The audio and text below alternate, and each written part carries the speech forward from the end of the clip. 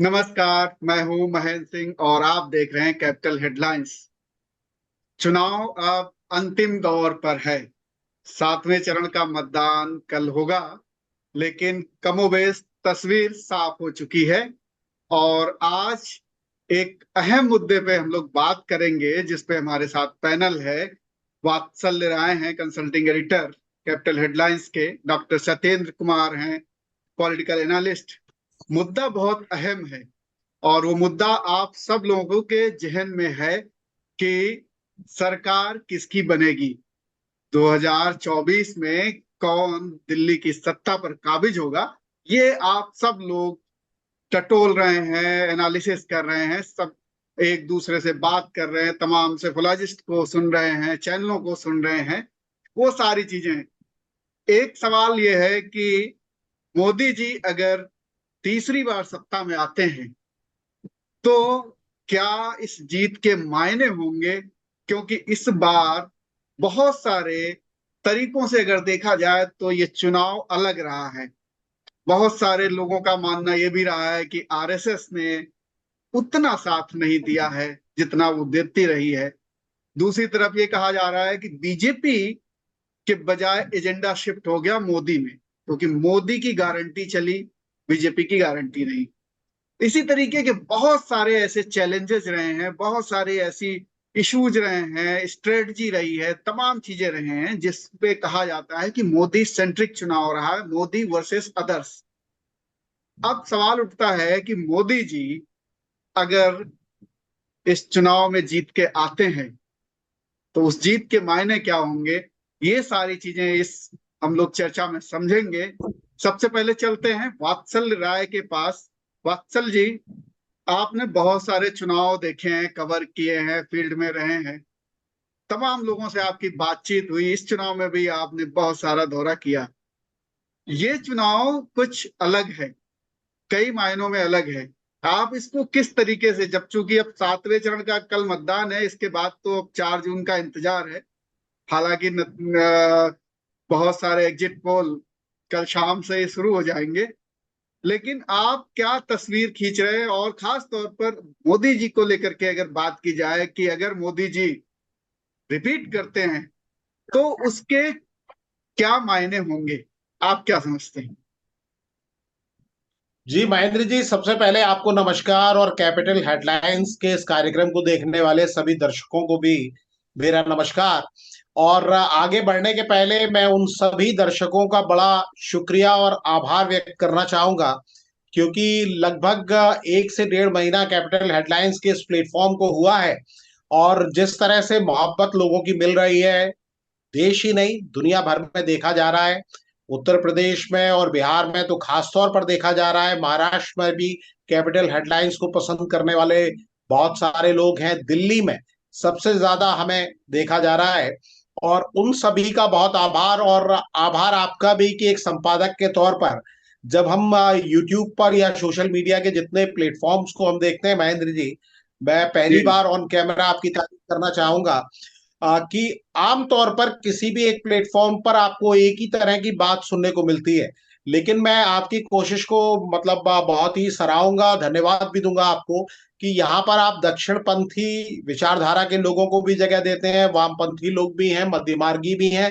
इसी तरह हर राजनीतिक दल को आपने स्पेस दिया है, और किसी तरह का कोई भेदभाव या जिसे बायसनेस कहा जाता है, बिना किसी पूर्वाग्रह के आप जगह दे रहे हैं।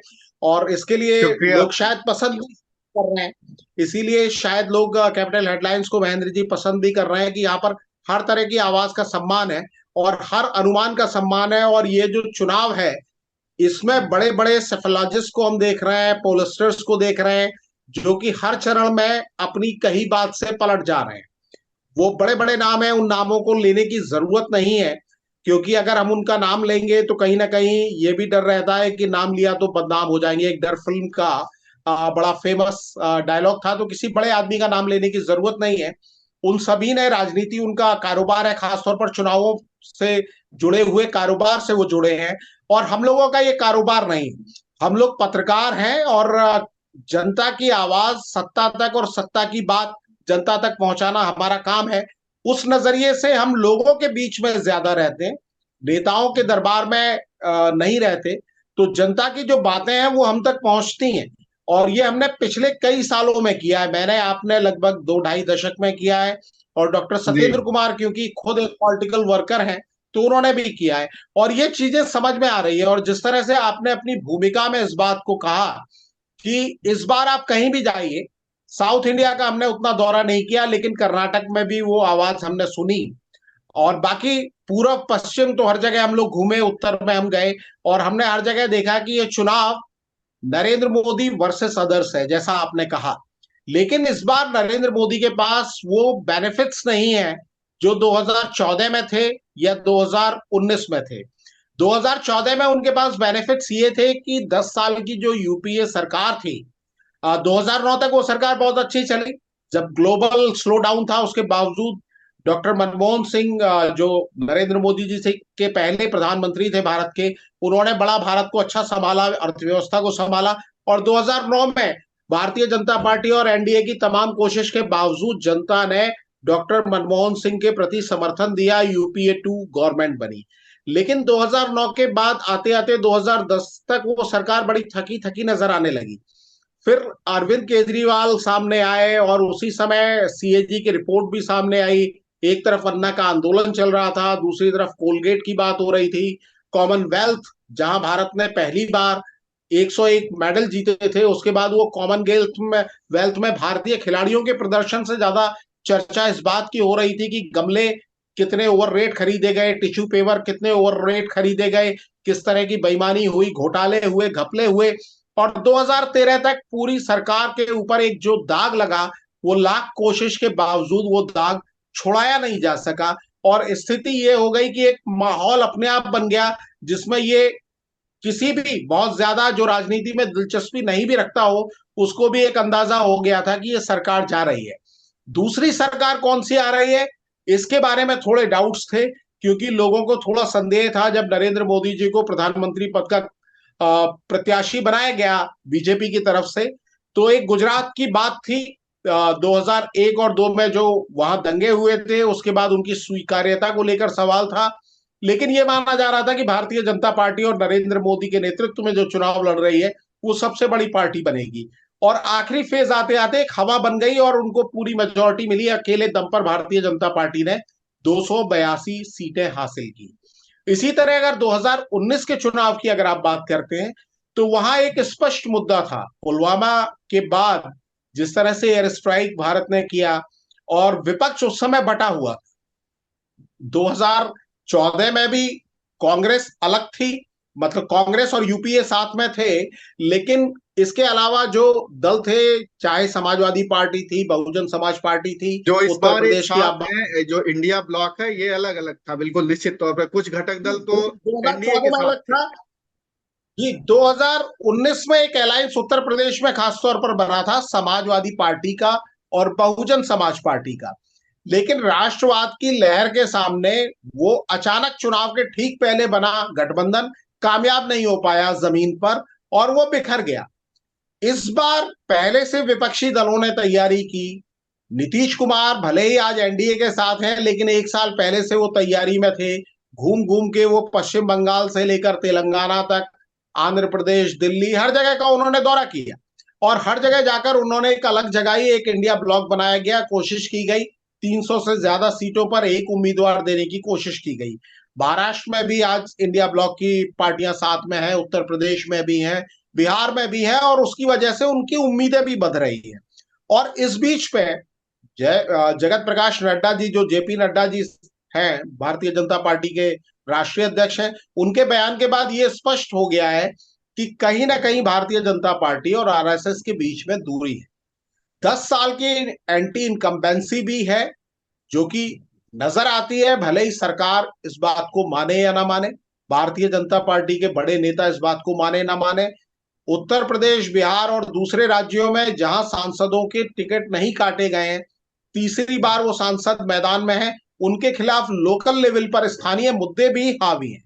तो एक तरफ कोई राष्ट्रीय स्तर का मुद्दा नहीं है जो 2014 में दिख रहा था, 2019 में दिख रहा था, दूसरा एंटी इनकम्बेंसी भी है, तीसरा विपक्ष एक साथ है, चौथी बात यह है कि आप एक इस तरह के चुनाव के अंदर सामना कर रहे हैं जहां राष्ट्रीय स्वयंसेवक संघ आरएसएस, जो आपकी सबसे बड़ी ताकत थी, मतदान के दिन जो घरों तक जाते थे स्वयंसेवक और घरों से निकाल कर लोगों को लाते थे, वोटर्स को, उन्होंने अपने आइडेंटिफाई किए हुए हैं वोटर, क्योंकि आरएसएस की शाखाएं मोहल्ले मोहल्ले में लगती हैं।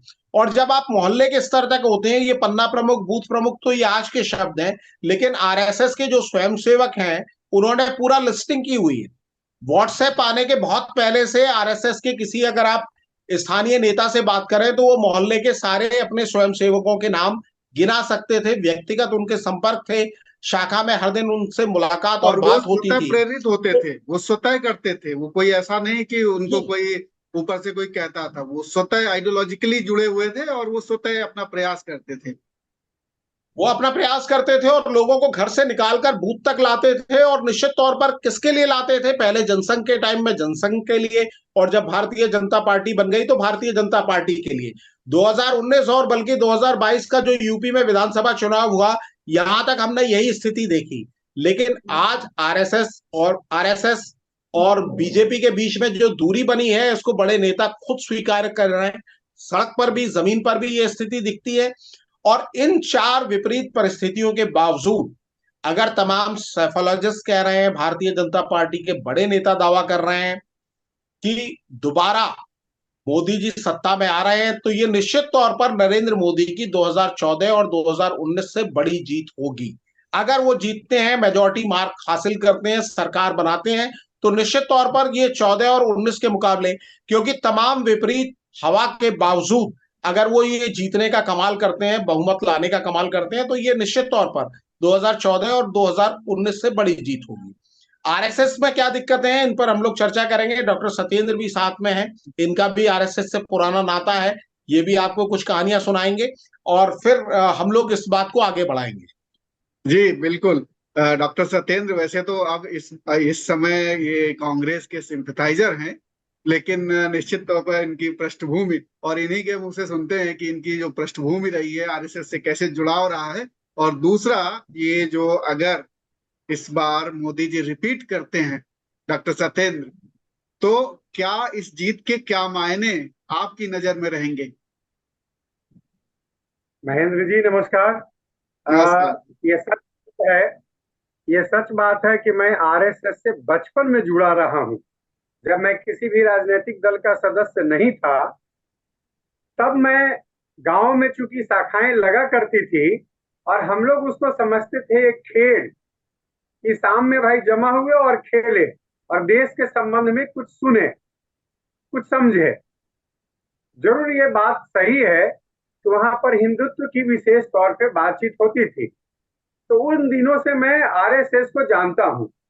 अब जो मोदी जी के संदर्भ में है बात, आप अगर याद करेंगे तो देखेंगे कि पहली बार आरएसएस ने ही इनको देश में पार्टी की ओर से आगे करके रखा। अगर आप देखेंगे तो ये पार्टी के कभी अध्यक्ष भी नहीं बने, बीजेपी के मोदी जी कभी अध्यक्ष नहीं बने, राजनाथ सिंह जी अध्यक्ष हुआ करते थे। तब इनको उस चुनाव के दरमियान 14 के पहले इनको अभियान समिति का अध्यक्ष बनाया गया। इनका महत्व इतने तक था। हाँ जरूर, उस टीम में कुछ जमायत ऐसी थी, अरुण जेटली जी की, राजनाथ सिंह जी की, कुछ टीम में ऐसे लोग थे जो चाहते थे कि दूसरी पंक्ति से हम पहली पंक्ति में आए। पहली पंक्ति के नेता आडवाणी जी थे, मुरली मनोहर जोशी थे। तो ये लोग सोचते थे कि कब तक हम लोग दूसरी पंक्ति के नेता रहे। अगर मोदी जी के नेतृत्व में आते हैं तो स्वाभाविक है कि हम लोग पहली पंक्ति में आ जाएंगे, और यही हुआ भी।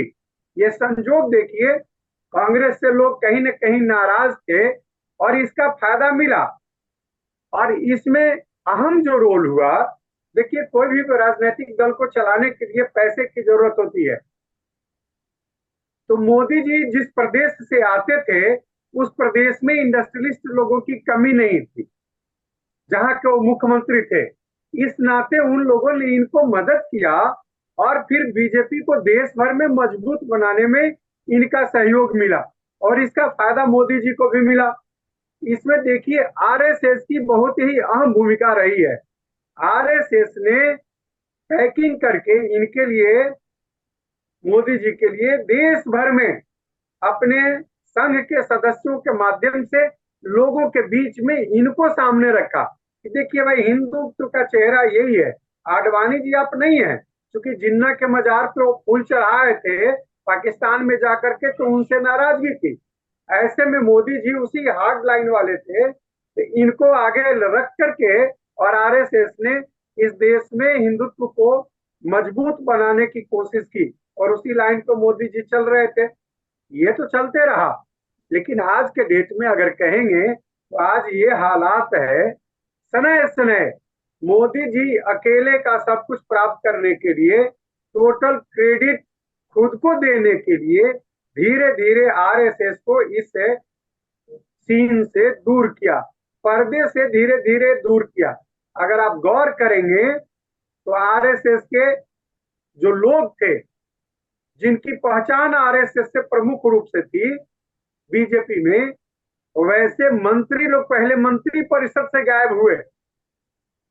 राम माधव जी देखिए इस संगठन और इस सबसे गायब हुए।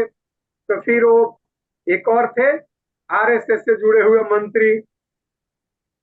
ये धीरे धीरे एक एक कर करके जो हार्डकोर आरएसएस के थे वो लोग गायब हुए, और इन्होंने उसमें से भी कुछ लोगों को सिलेक्ट किया जो इनके इनके भक्त रहे, आरएसएस के नहीं रहे, इनके भक्त रहे। वैसे लोगों को आगे बढ़ाया, जिम्मेवारी दी देश में, और धीरे धीरे आरएसएस को पंगु बनाया। अब तो मतलब सुनने आप को क्या ये मिला है, कहना चाह रहे हैं डॉक्टर सत्येंद्र की आरएसएस में दो फाड़ किए जा रहे हैं? वही आगे बता रहे हैं।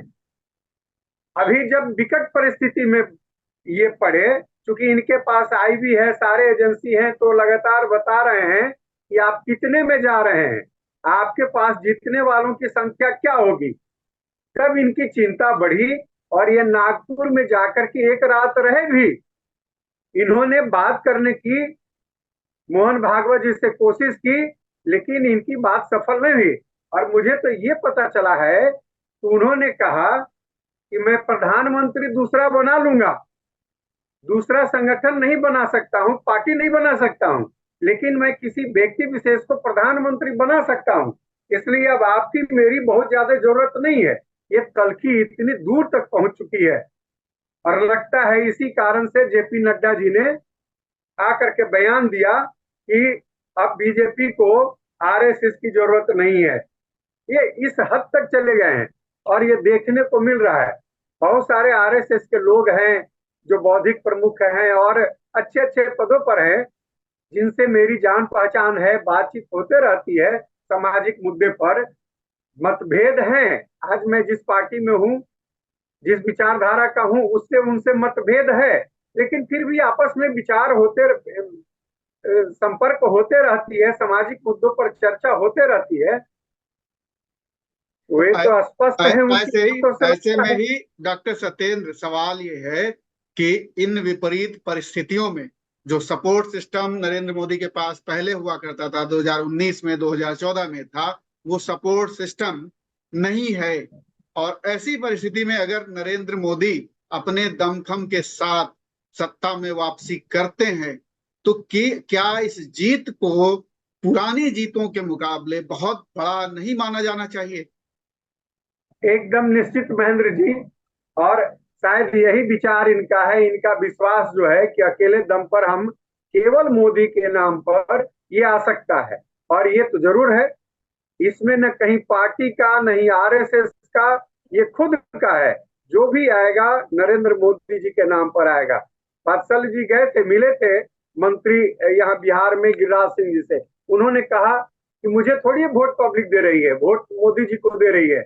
और यही कमोबेश सभी लोगों के बीच में हाल है। तो मैं ये कह रहा था महेंद्र जी कि आरएसएस इस चुनाव में मैं जो देख रहा हूं, दूरी बनाए हुए है, कहीं नहीं दिख रहे हैं, कहीं किसी तरह के सपोर्ट में वो दिख नहीं रहे हैं। ये भले है कि विरोध इनका नहीं कर रहे होंगे, लेकिन कहीं सहयोग नहीं कर रहे हैं, और इसका असर पड़ रहा है चुनाव पर। ये नहीं कह सकते हैं कि नहीं पड़ेगा। आप एक चीज और गौर करेंगे, देश भर में 1/4 कैंडिडेट जो हैं, जी अगर 450 है तो उसमें 125 के लगभग कैंडिडेट जो हैं बीजेपी के, वो गैर भाजपाई हैं और जिनका आरएसएस से कोई संबंध नहीं रहा है। वैसे लोग आज बीजेपी की ओर से चुनाव लड़ रहे हैं। तो ये भी अपने आप में ये बताता है कि ये नरेंद्र मोदी जी का अकेले का सारा कुछ है। ये क्रेडिट खुद की लेने की है, आरएसएस को ये बतलाने की है कि नहीं, आपकी मुझे जरूरत नहीं है, हम इस देश में स्वयं सब कुछ अकेले कर सकते हैं, मेरे नाम पर सब कुछ हो सकता है। ये एक समझ है, मैं जो समझता हूँ। जी जी जी वात्सल जी, जैसे डॉक्टर सत्येंद्र कुमार कह रहे हैं कि एक रिफ्ट है, एक वो जो तालमेल है वो नहीं है। तमाम हम लोगों ने भी बात की है तमाम वरिष्ठ आरएसएस के नेताओं से, जो अनौपचारिक बातचीत में बातें आई निकल के। तो ये इसके पीछे वजह क्या हो सकती है? आरएसएस और मोदी के बीच में जो खटास है, या कोई अमूलचूल परिवर्तन हुआ है? ऐसे क्या देखते हैं आप, वजह क्या है? क्योंकि आरएसएस क्या मतलब एक तरीके से कहा जाए कि एक अनुसांगिक संगठन, पॉलिटिकल संगठन है बीजेपी, कोई अलग नहीं है। और अभी तक आरएसएस ही गवर्न करती थी, बड़े पॉलिसी डिसीजन और आरएसएस ही लिया करती थी। तो ऐसा क्या है, या है वाकई जितनी हवा है उतना नहीं है, सामान्य है, ये एक व्यक्तिगत मामला हो सकता है? क्या देख रहे हैं आप, क्या इसका मतलब क्या है? जी महेंद्र भाई, मुझे लगता है कि ये ईगो की लड़ाई हो सकती है। ईगो की लड़ाई इसलिए हो सकती है क्योंकि राष्ट्रीय स्वयंसेवक संघ में लोग हमेशा कहते हैं, जो इनके आप विचारक हो, प्रचारक हो या संघ प्रमुख भी हो, कि व्यक्ति से बड़ा संगठन और संगठन से बड़ा देश, एक जी इस फीलिंग पर ये काम करते हैं। लेकिन जब आप आज की राजनीति की बात करते हैं तो राजनीति में ब्रांड चलता है। जैसे आपने मोदी की गारंटी की बात की, अगर आप मोदी की गारंटी कहते हैं तो बीजेपी की गारंटी के मुकाबले उसका असर ज्यादा होता है। इसी तरह जैसे कोई भी पार्टी है, केवल बीजेपी की बात नहीं है, अगर आप आरजेडी की बात करें बिहार में, तो लालू यादव का फेस आप हटा दीजिए, तेजस्वी यादव का फेस हटा दीजिए, वो पार्टी नीचे गिर जाती है। भले आप वहां तेज प्रताप को या राबड़ी देवी को या मीसा भारती को खड़ा कर दीजिए, वो असर नहीं आएगा। इसी तरह अगर बिल्कुल। आप समाजवादी पार्टी से मुलायम सिंह यादव और अखिलेश यादव का पोस्टर हटा दीजिए, वो बात नहीं बनेगी। क्योंकि आज ब्रांड का जमाना है। जैसे आप फिल्में भी देखते हैं, जब आप फिल्में देखने जाते हैं तो पोस्टर में बड़े स्टार्स अगर आपको नजर आते हैं तो आप देखने जाते हैं। अगर बड़े स्टार नहीं होते तो पहले दिन की बुकिंग नहीं होती, बाद में माउथ पब्लिसिटी से फिल्म चल जाए, अच्छी कहानी हो, इसका नंबर बाद में आता है। इसी तरह अगर आप क्रिकेट मैच देखते हैं, जब हाई प्रोफाइल खिलाड़ी मैदान में खेलते हैं, जैसे विराट कोहली है, रोहित शर्मा है या दूसरे खिलाड़ी हैं, अगर वो मैच में खेल रहे हैं तो आपको देखने में ज्यादा मजा आता है। जब मालूम पड़ता है कि ये दोनों खिलाड़ियों को आज रेस्ट दे दिया गया, जो एक तरीका है, आजकल कई एक्सपेरिमेंट क्रिकेट मैदान पर होते हैं, तो उसमें दर्शकों की रुचि घट जाती है। वही स्थिति आज की राजनीति की है। आरएसएस 100 साल पुराना संगठन है।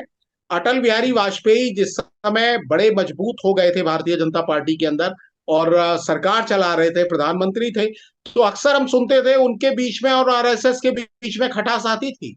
इसी तरह जैसे जिन्ना का जिक्र किया डॉक्टर सत्येंद्र कुमार ने, जब आडवाणी जी जिन्ना की मजार पर गए पाकिस्तान दौरे में, तो उसके बाद आरएसएस के आदेश पर ही उनसे इस्तीफा लिया गया। तो आरएसएस भले ही अपने आप को सांस्कृतिक संगठन बताता है, लेकिन वो चाहता है कि बीजेपी पर उसका कंट्रोल रहे। तो ये काम अटल बिहारी वाजपेयी के टाइम में हो गया, लाल कृष्ण आडवाणी के टाइम में हो गया, लेकिन नरेंद्र मोदी के टाइम में नहीं होगा। ये बीजेपी के अंदर के लोग भी जानते हैं। जैसे इन्होंने कई नेताओं का जिक्र किया, राम माधव हालांकि मंत्री नहीं थे, लेकिन आज भी नरेंद्र मोदी के मंत्रिमंडल में कई ऐसे नेता हैं जो अपने आप को आरएसएस का स्वयंसेवक कहते हैं। खुद नरेंद्र मोदी इस बात को कहते हैं कि मैं स्वयंसेवक रहा हूं। अमित शाह कहते हैं, राजनाथ सिंह कहते हैं, गडकरी कहते हैं, और तमाम पूरी एक लिस्ट है, फहरिस्त है। और जो लोग बाहर से आए हैं, निश्चित तौर पर बीजेपी आज विनेबिलिटी देखती है। अगर आप जीत सकते हैं, आप किसी भी पार्टी के हैं, आपका स्वागत है। हमारे दरवाजे सबके लिए खुले हैं। भारतीय जनता पार्टी के बड़े नेताओं ने चुनाव के ठीक पहले ये बात लगातार कही। तो इसमें खासतौर एक पर सवाल अजीत मैं और पवार के जोड़ बाद देता तो हूँ उन्होंने, वात्सल जी, इसमें एक सवाल और जोड़ देता हूँ। तो क्या मतलब आइडियोलॉजी के बजाय विजिबिलिटी ज्यादा इंपॉर्टेंट हो गई है बीजेपी के लिए? देखिए, आइडियोलॉजी की अगर आप बात करते हैं तो आरएसएस या जनसंघ के टाइम से पुरानी पॉलिटिकल पार्टी जिन मुद्दों की बात करती थी, चाहे वो 370 की बात थी, राम मंदिर की बात थी, यूनिफॉर्म सिविल कोड की बात थी, नरेंद्र मोदी के कोर इशू वही है।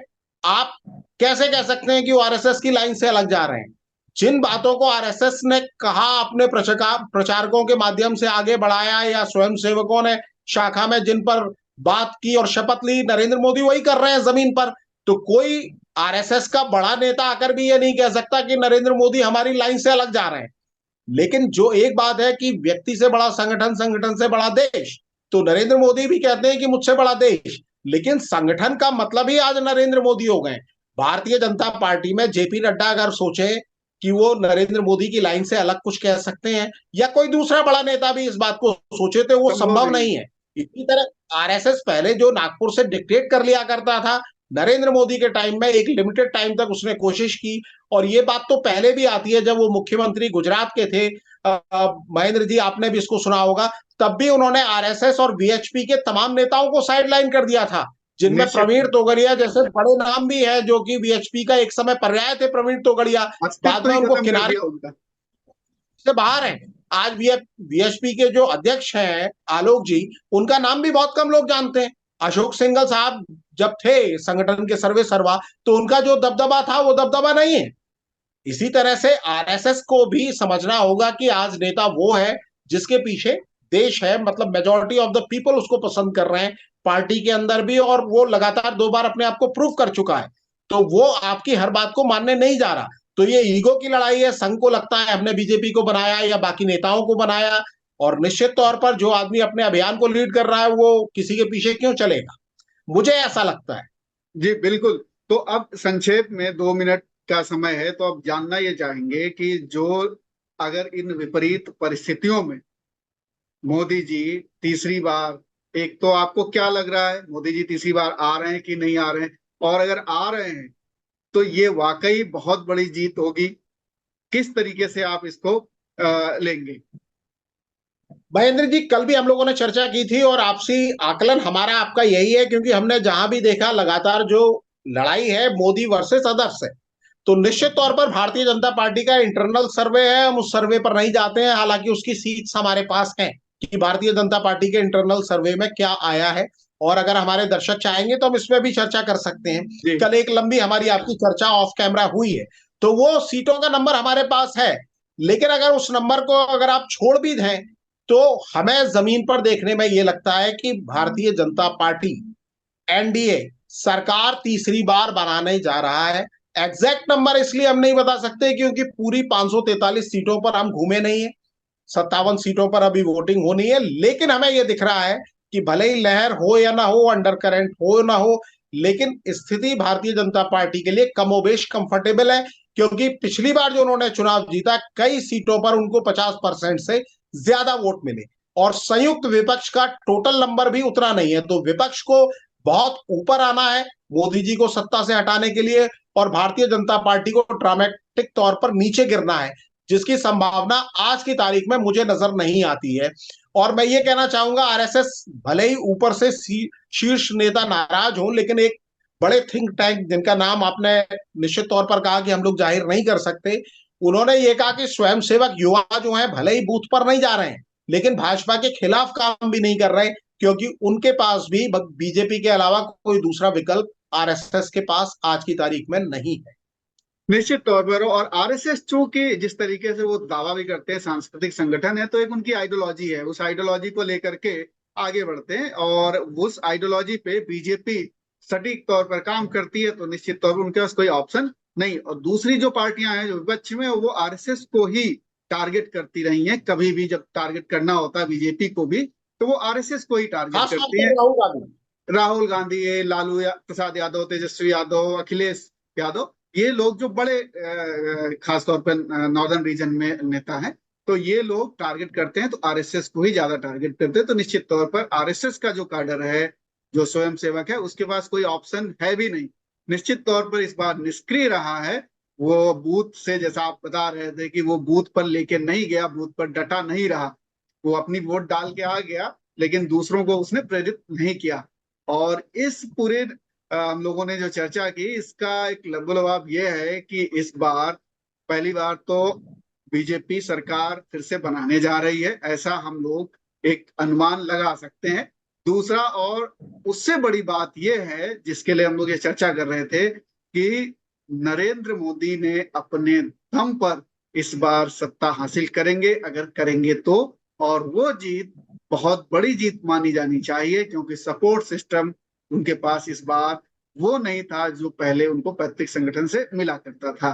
तो ये एक अलग तरीके की जीत होगी। अब 4 जून को पता चलेगा ये वाकई नरेंद्र मोदी जीतते हैं या फिर उनके इस बार हैट्रिक लगाने के जो जो उम्मीदें की जा रही हैं उस पर कुछ अलग नतीजे आते हैं। अभी कहना बड़ा मुश्किल है कि क्या नतीजे आएंगे, लेकिन अगर नतीजे उनके फेवर में आते हैं तो निश्चित तौर पर ये उनकी बहुत बड़ी जीत मानी जाएगी।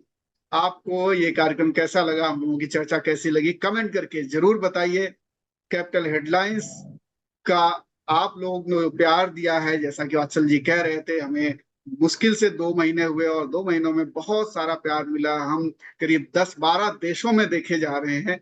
उम्मीद करता हूं कि आप लोग यही प्यार बनाए रखेंगे। फिलहाल इतना ही, नमस्कार।